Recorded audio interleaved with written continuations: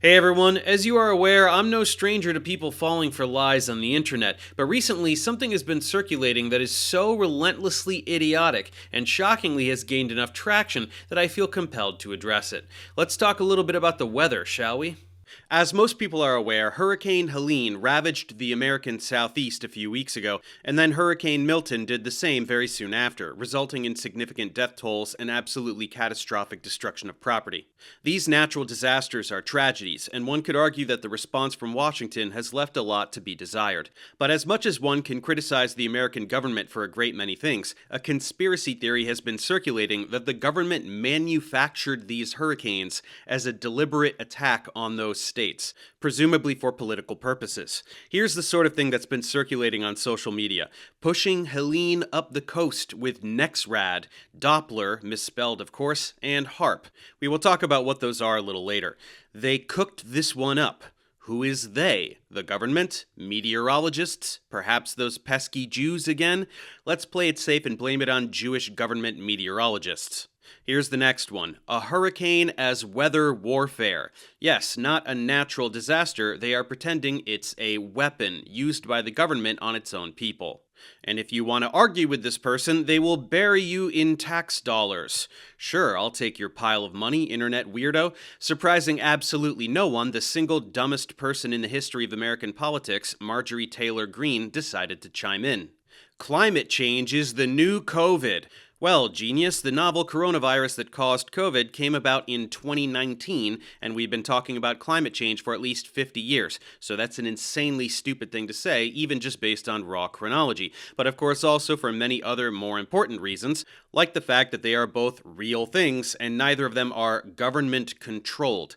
But any narrative where politicians can play the victim of the nasty government will be spewed no matter how ridiculous when we are this close to a general election, so this is what's happening on the internet right now. And as a result of this frenzy, meteorologists have been getting actual death threats. Not one of them once, many of them many times. That's how out of hand this has gotten. Alabama meteorologist James Spann has said that he's been inundated with misinformation and threatening messages like "stop lying about the government controlling the weather or else." Other meteorologists, as a result of simply posting a hurricane forecast, get accused of creating the hurricane personally and working for the Illuminati. Social media is infested with people calling for actual violence, saying that the people who created Hurricane Milton should be killed. Here is one such tweet now with a desperate meteorologist shouting into the abyss, only to have someone reflect the insanity right back to her as she can barely even finish her sentence. Her frustration here is palpable. Meanwhile, other people are busy pulling demonstrably false claims right out of their asses. This jerk, Stu Peters, is pretending that Milton had some unprecedented trajectory that somehow proves it's man-made. Hurricanes don't form in the Gulf of Mexico and then hit Florida? Really? This other jerk, Grant Cardone, is doing the same thing. He's been watching these since he was a kid. Fabricated anecdotal evidence is so powerful. In reality, this is totally commonplace. Hurricanes Mindy, Emily, Debbie, and many others all formed in the Gulf and moved due east. There is nothing irregular about this. This data is freely available. These people just assert a blatant falsehood, and it gets amplified by people who don't lift a finger to see if it's true or not, and then the amplified falsehood becomes more influential than actual facts. This is the post-truth era that we live in. The disinformation has gotten so bad that people are rejecting aid from FEMA, the Federal Emergency Management Agency, whose only purpose is to aid in the recovery from disasters like Hurricane Milton. Social media posts are instructing those ravaged by the storm to resist aid from FEMA, even in the form of armed militias, going so far as encouraging people to shoot FEMA workers. This is absolutely insane. It's like having your house go up in flames, reading on social media that the fire department actually sprays gasoline on fires, so you shouldn't let them near you with the hose, and then shooting at firemen when they come to save you from your house fire. In light of all of this, for the next few minutes, we are going to explore how completely idiotic all of these claims are, and we are going to start as simply as possible. What is wind? If you are a person who believes that the government can manufacture hurricanes, but you can't answer the question, what is wind, then you need to accept the fact that you have absolutely no clue what you're talking about, and must therefore listen to me explain to you what wind is. Here we go. The atmosphere is full of molecules. I mean, really full of them. There are about 10 trillion molecules in every cubic meter of air. That adds up to about 10 to the 44 molecules in the entire atmosphere. Most of the atmosphere is diatomic molecules like nitrogen and oxygen, and the rest is carbon dioxide, monoatomic noble gases, water vapor, and some other stuff. Tiny molecules have such little mass that they float around instead of falling to the ground like big things, but they are still subject to gravity, which is why the atmosphere gets thinner and thinner with elevation. How fast do these molecules move? At room temperature, they go around 300 to 400 meters per second, which is around 670 to 890 miles per hour, so pretty fast. In fact, everyone should know that temperature is merely a measure of the average kinetic energy of particles in a system, in this case, atmospheric particles, so citing the outside temperature is simply a way of expressing how fast atmospheric particles are moving. But this movement is not uniform. Particles are not moving around all orderly in single file. This motion is very chaotic. Solar radiation reaches the Earth and excites atmospheric particles, but it does so unevenly and at different rates depending on the nature of the surface being irradiated, whether water, different types of land, and so forth, which reflect a portion of that energy back up to the air again. And of course, the Earth is rotating, so different parts of the Earth are being irradiated by the sun throughout the day, creating a natural heating-cooling cycle. Certain sections of the atmosphere are being warmed more so than others at any given time, and when gases are heated, they expand. This creates pressure differentials. Pressure is the force exerted by the particles in a system, and the laws of thermodynamics dictate that particles will move from areas of higher pressure to lower pressure, which essentially just means that particles will spread out. So when hotter air expands and rises due to its decreased density, cooler, denser air will rush in to replace it. That's wind. Earth's atmosphere is an incredibly chaotic system with an unimaginable number of particles responding to a variety of energy inputs and obeying pressure differentials. Wind will speed up, then slow down due to friction as winds converge near low-pressure areas. It's rather complicated and very difficult to predict, though we've gotten better at it over the past few decades. Now, that was obviously highly simplified, and any professional meteorologist could spend an entire week expanding on what I just told you, but that's the gist of it.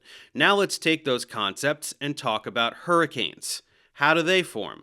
The principles are the same in the sense that it's just atmospheric particles obeying pressure differentials. Specifically, we are talking about warm, moist air over tropical waters at a temperature above 27 degrees Celsius, or about 80 degrees Fahrenheit, as a result of the evaporation of water in those hot areas. This hot and humid air will rapidly rise, creating a low-pressure area that is filled by surrounding cooler air. In the meanwhile, the hotter air that rose begins to cool and condense into clouds, releasing heat, which warms the surrounding air and reinforces the effect until a storm begins to form.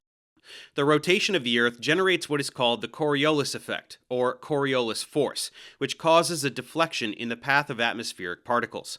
The ramification of this is that a nascent storm will begin rotating, with the direction of rotation depending on whether the storm is in the northern or southern hemisphere. The magnitude of this Coriolis force is strongest right near the equator, which is why hurricanes only form in tropical zones between 5 and 20 degrees of latitude. These storms grow in intensity, particularly over open ocean, and once winds reach 74 miles per hour, it is referred to as a Category 1 hurricane. This scale, the Saffir-Simpson scale, goes up to Category 5, which would involve winds above 155 miles per hour, implying large-scale destruction to any civilized area it touches. So let's review. Hurricanes form over warm tropical waters, and they form specifically because the water is warm, such that an appreciable amount of it evaporates, and that hot, humid air rises, generating pressure differentials and forming clouds, which create a storm. And being near the equator, the Coriolis force causes the storm to rotate. In a nutshell, that's what a hurricane is.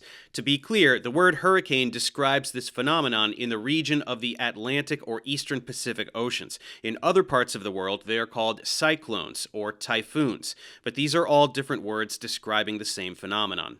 So, now that we know what hurricanes are, the next logical question for our purposes here is, How in the hell would any government control this process? And without just blindly shouting lasers and leaving it at that, since we now know how hurricanes form. We are talking about hot, humid air over tropical bodies of water. Did the American government put a huge heater at the bottom of the Gulf of Mexico? And of course, it's much harder to tackle than that. We aren't just talking about the generation of a hurricane, but the ability to control and direct it. Remember, we are describing quadrillions and quintillions of atmospheric particles simply obeying pressure differentials and exerting the power of tens of thousands of nuclear bombs. How does one control the behavior of this system exactly? Specifically, mechanistically, can you prod it with a stick and point it to where you want it to go? Can you shout at all the molecules angrily and give them coordinates to attack like a game of Battleship? Of course not. It's air, and these storms are tremendously more powerful than anything we can hope to even lightly influence at our current level of technology, just like we can't control tidal waves, or earthquakes, or any other natural disaster. Conspiracy theorists have no ability to describe actual meteorological concepts, so they resort to simply listing random federal programs or technologies that most people are unfamiliar with. Let's return to that Instagram post. NEXRAD, Doppler, and HARP. What are these things? NEXRAD is Next Generation Weather Radar. Same with Doppler. This is describing radar technology. This is equipment for detecting weather and producing information about weather. They watch the weather. They don't create anything. It is about detecting wind and precipitation, and this data is processed to map the motion and patterns surrounding wind and precipitation. Studying the weather and controlling the weather are not the same thing. You can study a tree. It doesn't mean you can conjure up a tree out of thin air. You can study the stars. It doesn't mean you can build a star in your garage. Then there is HARP, or the High Frequency Active Auroral Research Program, which studies the ionosphere with radio waves. The ionosphere is a part of the upper atmosphere which is very thin but contains many charged particles. They are charged due to collisions with particles from the solar wind. This layer of the atmosphere reflects and modifies radio waves which are used for communication, so we study it. We like to study things. Conspiracy theorists cite the energies involved, which again are for radio waves, the least energetic portion of the electromagnetic spectrum, and they are pretty big pulses for an antenna, but they are absolutely nothing compared to even a single flash of lightning, and there are 50 to 100 of those per second in Earth's atmosphere. Atmospheric pressure in the ionosphere is less than 1/1,000,000th of atmospheric pressure on the ground. That's how sparse it is. It has nothing to do with the weather all the way down here. HARP does not do anything to the weather, period. In general, vaguely gesturing at scientific equipment and fear-mongering about it is infantile. The idea that the public would be upset about scientists trying to understand geological and meteorological phenomena is insane. Doppler radar is just pulses of energy reflecting off of things and coming back to a detector for analysis. Being upset about this is like being upset about dolphins using echolocation. Conspiracy theorists will play a numbers game, with the most powerful radar systems sending out pulses with 750,000 watts of electromagnetic energy, and marvel at how powerful this is. But is it? The average lightning bolt contains 1,000,000,000 watts of power. That's a gigawatt, kind of like the gigawatts that Doc Brown was talking about, but pronounced correctly. So how can a pulse like this be powerful enough to push masses of air around? Beyond the fact that it simply isn't, the much more difficult question is how you would not only move air, but control its motion. It's ridiculous enough to pretend that this technology can generate a storm, but how is someone supposed to steer this thing? We are talking about atmospheric particles. How are they manipulated on the molecular level? Nobody who pushes these fringe ideas even knows what molecules are, let alone meteorological concepts. Storms such as these are influenced exclusively by large-scale pressure differentials in the atmosphere. That's all there is to it. So to anyone who has been regurgitating misinformation regarding HARP or other scientific endeavors, admit that you are unable to answer this question regarding mechanism in any coherent manner whatsoever. Admit that you've been duped and fell for a story that you enjoyed due to anti-establishment bias. End of story. Of course, the conspiracy theorist will exclaim that there are plenty of examples of geoengineering. They insist that there are so many things we can point to, like cloud seeding, and also so many others that they simply don't have the time to list. In other words, only cloud seeding. What is cloud seeding? Well, for context, clouds form when water vapor in the atmosphere cools and condenses into liquid water or ice crystals. Hot water evaporates. Cool water vapor condenses. Basic chemistry. When the condensation is to a degree that only condensation nuclei form, or just very tiny water droplets or ice crystals, they can remain afloat as clouds due to the very low density. Only when the air becomes saturated will the water fall back to the ground as precipitation. Once we understood the processes of cloud formation and precipitation, we figured out a way to increase the likelihood that precipitation would occur. Cloud seeding involves releasing small particles into a cloud that can act as seeds for further condensation. Typically, these are tiny crystals of silver iodide, an ionic compound. Water molecules can crystallize around these seeds, thus enabling the cloud to more rapidly reach the point of saturation where precipitation will occur. Now, what does cloud seeding have to do with hurricane formation? Nothing whatsoever. What other examples can conspiracy theorists point to that qualify as weather modification?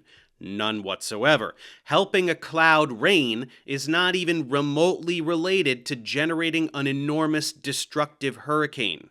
It is absolutely impossible for human beings to control the weather on such a large scale, at least with our current level of technological advancement. It's just too complex and chaotic a system. Conspiracy theorists will of course pretend that such a thing has already been done. Operation Popeye made monsoons during the Vietnam War, they'll say. No, it didn't. That was just cloud seeding. We've never done anything more sophisticated than cloud seeding in the context of manipulating weather. And yet they will claim otherwise. They'll reference this interview with Michio Kaku on CBS from 2013, where he talks about some experimental tech from a particular research group regarding lasers. We physicists are firing trillion-watt lasers into the sky to actually precipitate rain clouds and actually bring down lightning bolts. Kaku is no stranger to offering whatever sensationalist news he has to in order to get interviews, but he is referencing a real thing, which again is experimental and as of yet unsuccessful in doing anything significant, like generating rain or lightning. And this is frontier research, so nothing being spoken about here is relevant to the conversation whatsoever.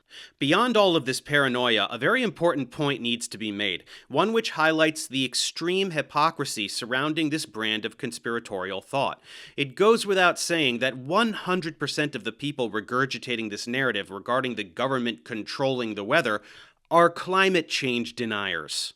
Despite essentially unanimous agreement among researchers all over the world who study Earth's climate that man-made climate change is real, they will claim it's all just a hoax from liberals to curtail some kind of personal freedom or another. The irony of this stance is palpable. These people are proposing that humans are not affecting the overall climate over many decades due to industrial emissions because we simply don't have the ability to influence climate in that manner. Yet we can manipulate the weather in ways that are so profound that we can conjure up a hurricane out of nothing and tell it where to go. It's like, pick a fucking lane. Can we manipulate the climate or not? This is exactly the same as young Earth creationists who pretend that gradual evolution over millions of years is impossible, but cartoonish, ultra-rapid evolution of the handful of kinds that stepped off of Noah's Ark to produce the millions of species we have today can occur in a few centuries.